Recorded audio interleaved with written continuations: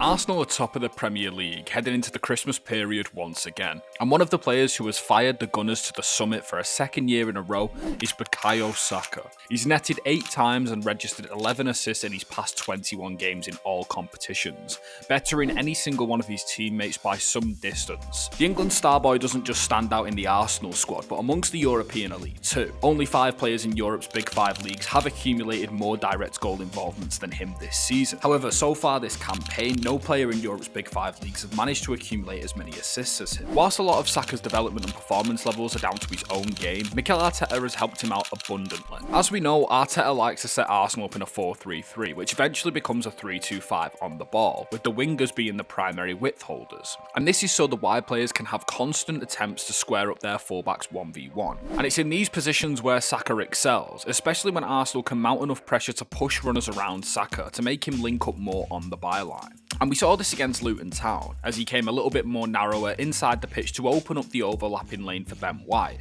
And as Arsenal get into their attacking shape, they have 5 bodies across the last line. Ben White overlaps Saka and he plays a lovely guided ball right through the half space for Ben White to get on the end of and cross into the box.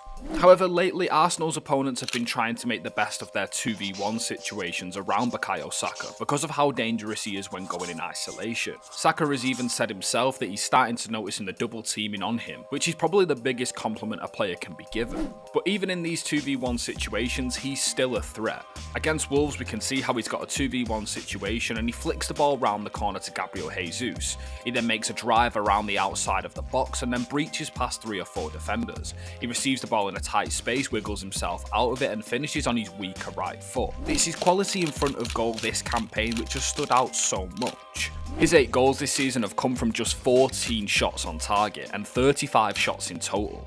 And this means he's currently averaging the best goals per shot in his entire career, with 0.18 of his shots being goals. Despite Bukayo Saka being Arsenal's main outlet when it comes to both goals and assists, his defensive discipline and work ethic are second to none as an out-and-out winger, and this is what makes the great wingers the very best wingers.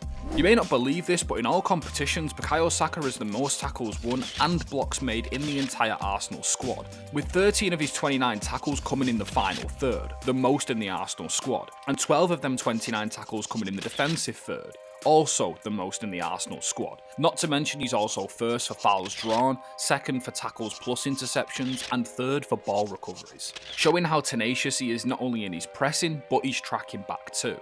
And this goal against RC Lens really highlights how much he's doing out of possession.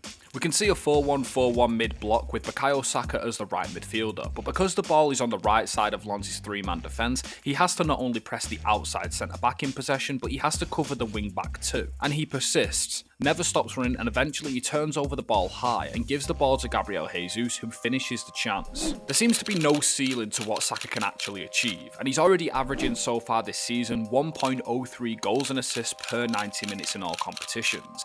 And if he was to keep up this form and play the same number of games as he did last season, he'd hypothetically finish this season with 49 goals and assists, a quite remarkable figure. And it's easy to forget that Bukayo Saka is only 22 years old. He became the second youngest English player to make their 200th Arsenal appearance against Luton Town, and despite his age, Saka has always stepped up in the big occasions. His last 10 direct goal involvements have either been to draw Arsenal level or put them 1 goal in the lead. He's also made 41 starts against the traditional Big 6 in all competitions, and in these 41 starts he's produced 20 direct goal involvements, a huge 0.44 goals and assists per 90 minutes against the Big 6, all whilst breaking through to the first team as a 17-year-old. So, do you think Bukayo Saka can lead Arsenal to a Premier League title, or do the Gunners and Saka still have work to do to take the title off Manchester City?